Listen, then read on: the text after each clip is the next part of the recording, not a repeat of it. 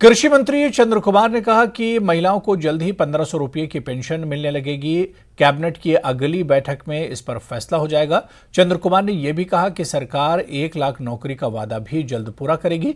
कृषि मंत्री ने यह दावा दुराना व नड़ोड़ी में जनसभा को संबोधित करते हुए किया। उन्होंने कहा कि सरकार चरणबद्ध तरीके से हर चुनावी गारंटी को पूरा करेगी।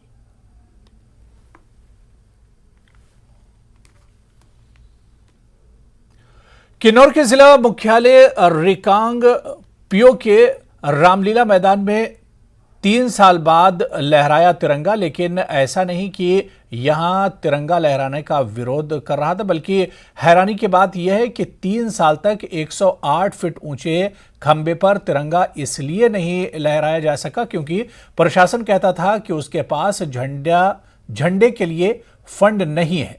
रामलीला मैदान में तिरंगा फहराने के लिए यह खंबा 6 साल पहले लगा था, जिस पर 3 साल तक तिरंगा शान से लहराता रहा।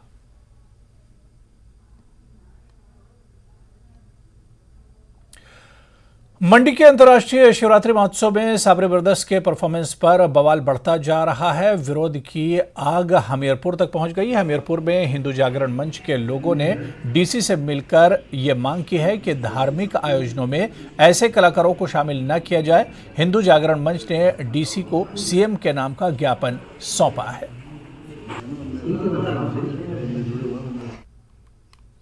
कांग्रेस नेता संजय सिंह चौहान ने कृषि सहकारी एवं ग्रामीण विकास बैंक के अध्यक्ष का पद संभाल लिया है। कार्यालय पहुंचने पर बैंक के अधिकारियों और कर्मचारियों ने उनका भव्य स्वागत किया। संजय सिंह चौहान ने कहा कि कृषि सहकारी एवं ग्रामीण विकास बैंक किसानों और महिलाओं के उत्थान के लिए काम करेगा। हिमाचल प्रदेश में बस में सफर करते वक्त बिल्कुल सावधान रहें, क्योंकि कोई आपका बैग साफ कर देगा और आपको पता भी नहीं चलेगा। ऐसा ही एक मामला मंडी के सुंदरनगर से सामने आया है। यहां एक महिला अपने बच्चों के साथ सुंदरनगर से बोबर जाने वाली बस में सवार हुई थी, मगर कुछ ही देर चलने के बाद महिला ने जब बैग खोला तो बैग में रखा गहनों से भरा एक छोटा बैग गायब था। महिला के मुताबिक इसमें करीब 8.5 लाख के गहने थे। ऊना के किसान यूसुफ खान बड़े बड़े कॉलेज और यूनिवर्सिटी में पढ़ने वाले छात्रों को ट्रेनिंग दे रहे हैं। पंजाब और हिमाचल के विश्वविद्यालयों के कई छात्र इन दिनों ऊना के नगल सालंगड़ी में यूसुफ खान के फार्म हाउस पर पहुंच रहे हैं, जहां वो मशरूम की खेती और हाइड्रोपोनिक तकनीक की ट्रेनिंग ले रहे हैं।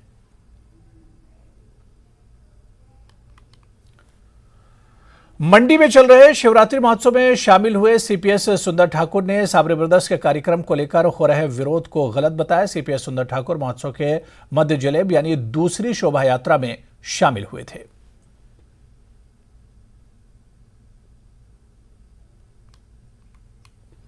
लाहौल स्पीति में इन दिनों फागी